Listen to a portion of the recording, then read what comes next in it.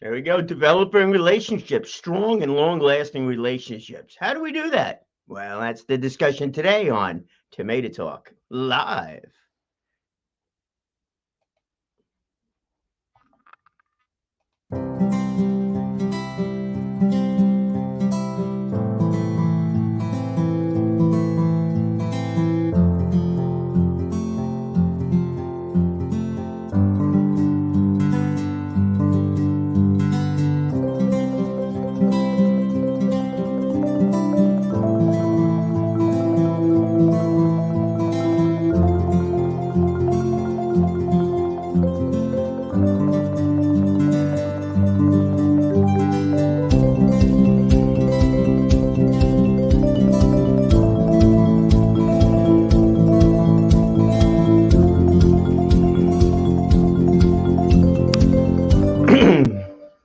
There we go. Yeah, that's right. Talking about relationships. How do we develop strong and long-lasting relationships?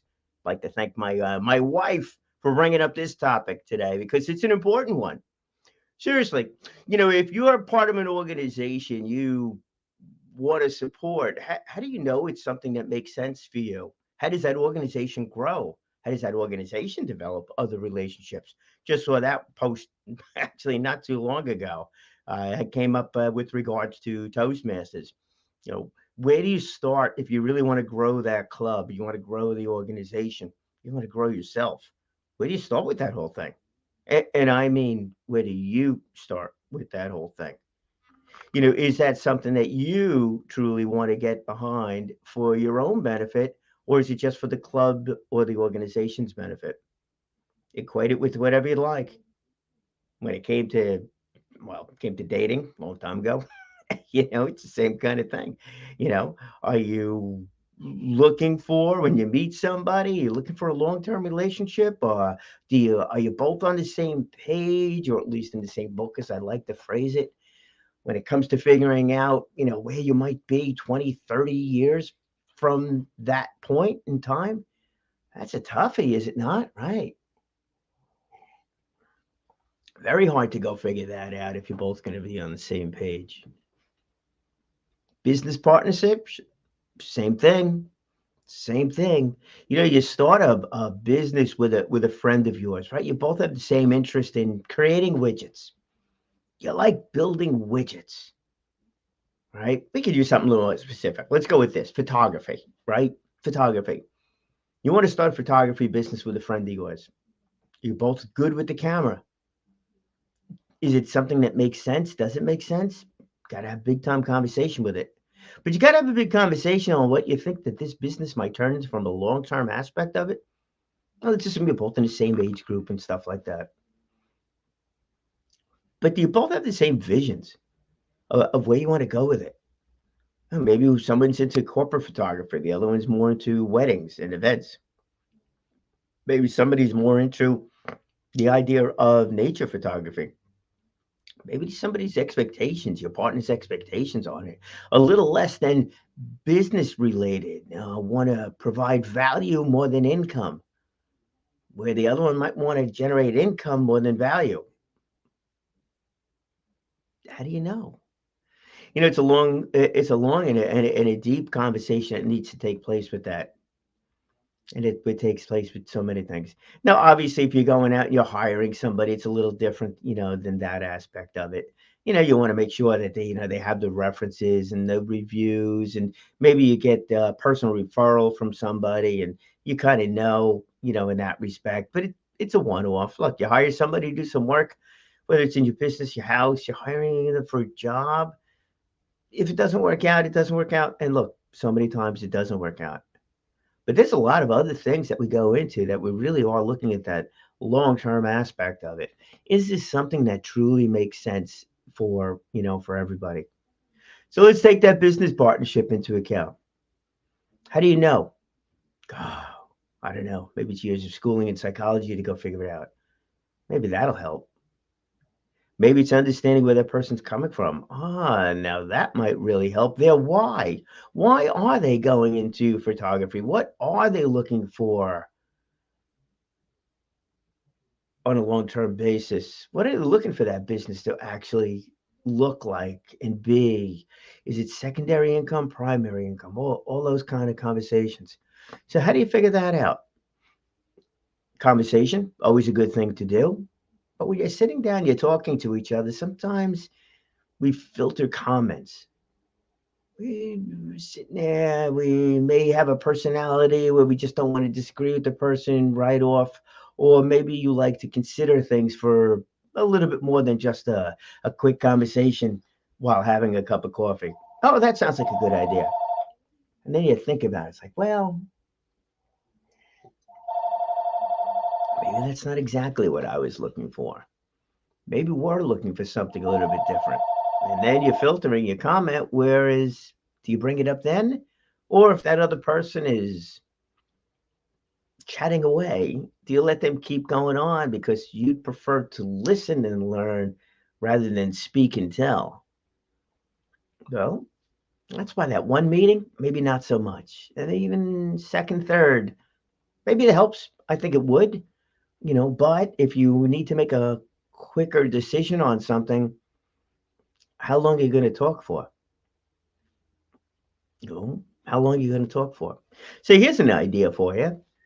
Why don't the two of you jot down a business plan? Or if the other person's got a business plan and you're looking to partner with them and they got something going, already, in place and they're looking to bring somebody else on, or you're looking to bring somebody else on, why don't you ask them to write out a business plan? Maybe write out a marketing plan. Maybe mark out some sort of referral basis plan or something like that. The point is that if you can ask them to do that and they put that together, I think then, excuse me, I think then you're going to learn something from that person where they've had the time to think about it, where they can contemplate their own thoughts, where they can see and communicate out, their own objectives by things that they've said and not said as their plan has kind of evolved. So obviously, if you're looking to bring somebody on to help you grow the business because you're the great photographer, you're the one, you love the camera, you're fantastic with the whole thing, but you know that you need to get out there, you need to market more, you need to bring in more business. But boy, when you get that chance to sit down and do that wedding or do that corporate event or hire to do photos for somebody's brochure or website or whatever your talent is, but you need to hire somebody that could really help you out on the marketing side of it. I'll have them draw up some sort of a marketing plan. You want to be nice, you could even pay them for it if you want to go that route, or figure out a way that you're not the person doesn't feel like they're taking advantage of you by asking them to do something for free. Then again, that might just tell you who that person is too. if if they're not willing to do that. Now, maybe that's a little indication there that the person might be a challenge to work with, or they just have a real strong opinion as to how it is. And then now you got to decide whether or not this is something that you want to, or this is the kind of personality that you'd be comfortable working with. Oh, yeah. You wind up in a partnership where the two people are exactly the same. That's not really going to help. It's just not going to help. You're both going to agree that you're both going to agree with each other's ideas. And you're just going to keep on running with it. Is that a relationship that's going to be long, strong, solid relationship? You might be best of friends forever.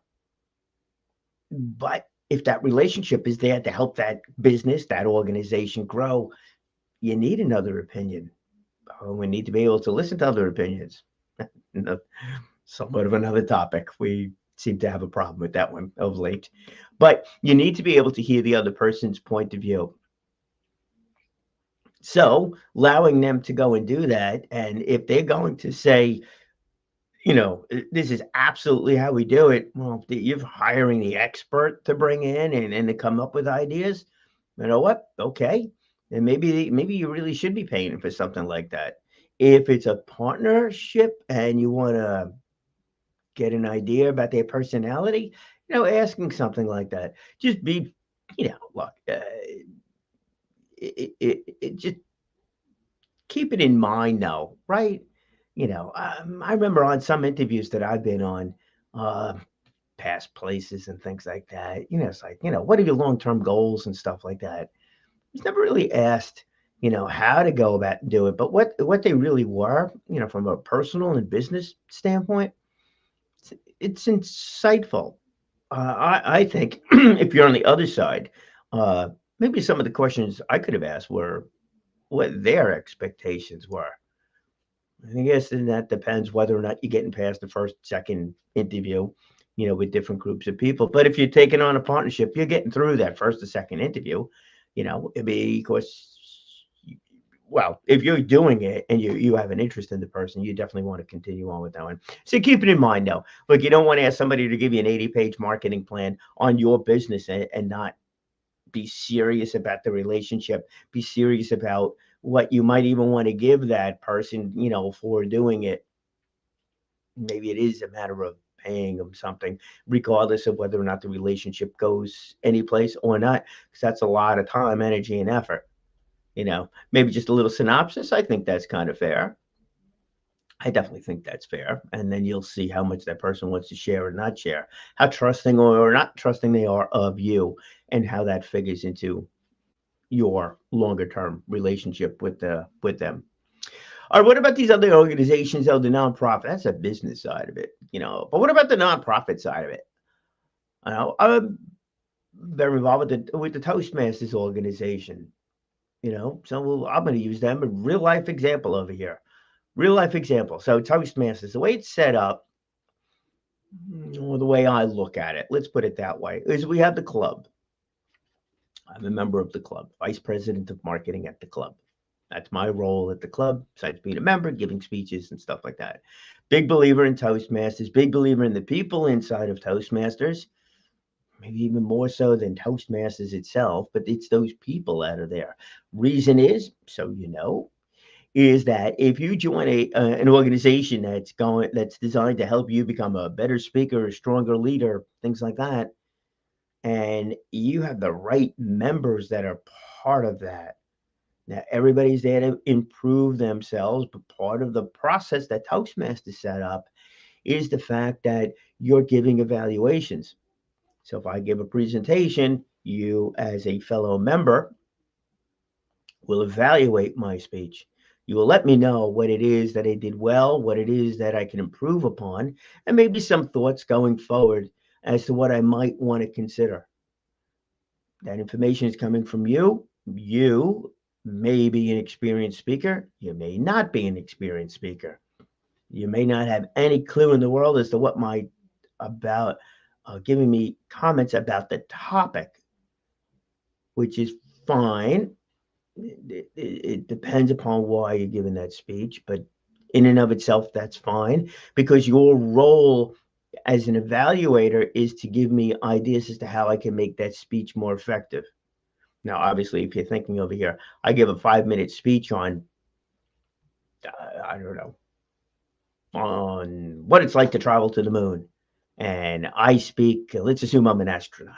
All right, let's assume I really am a rocket scientist. And I talk about the intricacies of flying through outer space and the cold and the heat with the sun, all the rest of that kind of stuff, which I know absolutely nothing about. But let's assume I actually did know something about that. And I was an expert. And I gave that speech in front of my Toastmaster club, and not a soul in there has got any idea as to what I'm talking about. That's not a good speech. So my evaluator will tell me then about content, not whether or not I was right or wrong about engine propulsion, but whether or not that speech was understandable to the audience. That's important. So they'll give me comments not about the content of the speech, but whether or not that content was received by the audience, understood by the audience, and how I can improve upon that. So anybody can give any evaluation to anybody across the board. And that's really important. So if you want to try to give a technical speech to people that really don't know the information, well, you got to make sure that you know your audience, in that respect. But so I think the club members, in many respects, are more important than promoting the club members and getting the right club members inside of that club from a selfish standpoint, because I'm looking to get evaluations that are meaningful. So I look personally, you got the promoting the club. All right. So that's an obvious, right? Otherwise, we would be taking on the role of vice president of marketing either. But that's an obvious about promoting the club, promoting your business, right? So let's assume that you're part of a networking organization. Your main focus is probably your club, your group. But does it make sense for you to then go beyond that and start promoting those groups within your area? And I know many of those networking groups have got meetings that take place with other clubs. So there is a benefit to that. Realistically speaking, there is a benefit to that. Inside of Toastmasters, we get the same thing. We could visit any club. We have contests. We have other things that go on where it's more of where it can be a benefit, to everybody, especially if you want to speak in front of different audiences. And if you're part of a networking group, you want to meet different people that were possible referral partners. Different reasons, conceptually, same thing. And then there's the organization itself, the international or national organization, depending upon what you belong to, about promoting that. Does it make sense for you to do that? Yes and no. You got to figure out a couple of different things. So inside of the world of Toastmasters, I could tell you I was promoting Toastmasters to such an extent people thought I was an employee of. I was never an employee of. I'm not an employee of. I'm a member of. I'm a volunteer with them. I pay my membership dues. I get compensated by that group, for anything. I do get a couple of pins every once in a while. It's been a little while since that happened, but whatever. A little recognition. If you're part of a networking group, same kind of thing. You will benefit by meeting other people, by working with other people, by interacting with other groups. So that makes sense. But does it make sense for you to really promote that organization from a strong and long-lasting relationship? So if you're fully committed to the whole aspect of it, fully committed, and it makes sense for you to do that. So inside of Toastmasters, does it make sense for me to promote Toastmasters from a larger standpoint? The answer to that is yes. For me, it does, to a level, but yes, it does. I don't want to be seen as an employee, so I've backed away from talking about it, all the time. I used to go out to different networking groups, any place that I possibly can, to go talk about the benefits of public speaking and using Toastmasters as the example. I got an event coming up that I probably will be doing for one of the places out here on Long Island, and it's also about communication skills. So will I mention Toastmasters? Yeah, absolutely. Will I represent Toastmasters? Absolutely not. I will represent actually me doing that thing. Same holds true with those networking groups. Now you got to figure out though where it makes sense, doesn't make sense. So for me, what I have found is that there are Toastmasters throughout the world that have that attitude, is that they are constantly growing, and that's what it is that keeps me engaged, which really helps me out, and it's something that I look for, in different groups of people. But those that are really engaged with the process of constantly learning, constantly trying to become a little bit better at whatever it is that they are doing. So the people inside of Toastmasters, I think, are terrific. So that's why I look to meet different people that have been currently are members or were members. Great stuff. And you're going to meet one too. I got a guest coming up shortly. Very involved with Toastmasters, communication skills, all the rest of that kind of stuff. She's got a great story behind her too. So you'll enjoy that. You'll enjoy that interview, and we'll do that on this program. The so it's the people. It's the people. So I go out there and talk about Toastmasters, yeah, because it gives me an opportunity to meet other people within the organization. So I do promote it. It's good. This way people know that I am a member of that organization. And that works. Now, your business or the networking. Let's just stay right now with the networking organization since we're there. Then we can talk about the business, maybe franchises. That's a little interesting too. The networking organization.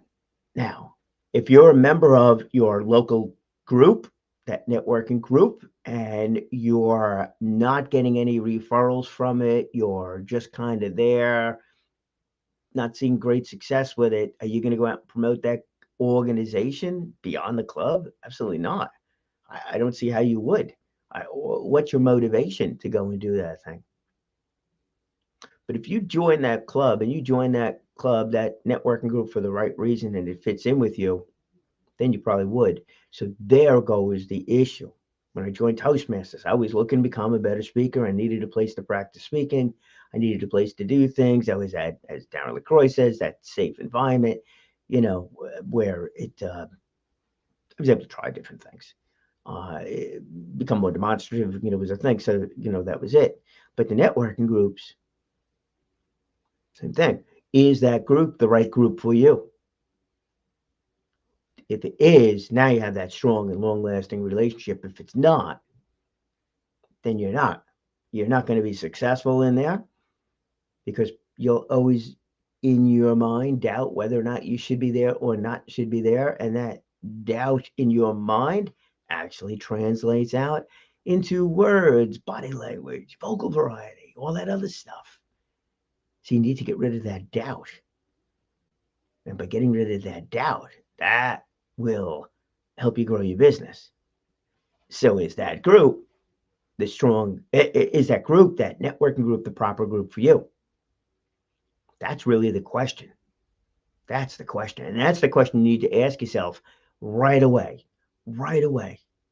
Just like with Toastmasters, every club, is looking to become builders, is to help out with the public speaking, but all the members within inside of that club is different. And there's different places you could go to get coached on speaking or be involved with speaking groups without a doubt. Dale Carnegie, an excellent program in there, just as much as Toastmasters or private coaches and things like that. So your networking group, same thing, right? There are certain groups where, you very strict rules, other groups a little bit more loose. Then you got other groups that are out there that just, different events that you could go to. They're complimentary events. David Gusson, if you're on Long Island, 516-631-ADS, we'll put the plug in for David. He does an absolute great job for years and years and years, with those groups. So those groups those meetings are complimentary. Sometimes there's a lunch fee, goes along with it, but whatever. It's still complimentary membership, we'll say, part of those things. And you could sponsor it, whatever, to give yourself your equivalent of your 10-minute speech. So you sponsor one every once in a while. Go figure out the money. It winds up being same all around, and maybe you get more visibility, on that side of it. But the point is that when if you're going to a group where it's one per industry, or you're going to a group where it's one per industry, but you're able to join other groups, or you go into another group where that's not it, where there's no even question about industry. Maybe you're joining a group where it is the same industry, right? You join a marketing networking group. Marketing is such a broad definition of what is a marketing company. The podcast, that's a marketing company. Somebody else builds websites, that's a marketing company. Somebody else photography, that's a marketing company. Somebody does writing, that's a marketing company. Does it make sense for all these competing marketing companies to be inside the same group? My humble opinion is, yeah, absolutely. Absolutely does. But if you disagree with me and you are a member of that group, that doubt is going to come through. Well, I'm a member of, and yeah, and all those little soft words kind of thing. People are going to see that, and they're going to translate that into you not being that confident in your business. There lies the problem. When you're talking about the group, if that soft words, we use that term, if those soft words are what comes out, and you're a little less than enthusiastic, you're kind of sitting back a little bit more, you're a little bit more monotone when you're talking, that's not going to come across well for your business. So you got to figure out what kind of group, for you to belong to and make it work that way. You've got to understand that. Go out, interview the different groups, attend a meeting or two, speak to the people that are part of the whole thing, see what their success is. More and more of them, if not all of them, are measuring their success with the amount of sales and stuff like that. But even still on that, you got to see if it's concentrated. You know, that 80-20 rule, right? If 80% of the business is being done with 20% of the members, well, you want to be part of that 20%. Otherwise, you're just a member. And that's not going to be good. So whatever you get involved with, make sure that you are there for the right reason and it fits your personality. That is truly what builds that strong and lasting relationship. So let's get back to the business aspect of it. That business partner of yours. What really is a good business partner for you to be working with? And the way I see it, and I got a couple of really good friends that have been supportive of different efforts and stuff like that. And these are people that are straight up, full blown honest with you. You know, even if they're really good friends, or if they're really good friends, they really should be. But you got to be careful of that. Oh, they don't want to hurt you, that kind of thing. But you know what? If the relationship crosses friends' business, it's that honesty. It's that full blown honesty that really is the key to a strong and lasting relationship. Whether it's, and the same thing holds true, you know, with the Toastmaster side of things too. If you're going to tell me I'm a great speaker all the time, I'm like, really, come on, that does me no good. Like, it does me no good. If you go to a networking group all the time, they're, oh, you're the best person in the entire world, fantastic, love what you do, but nobody ever gives you business. Well, that's a waste of time.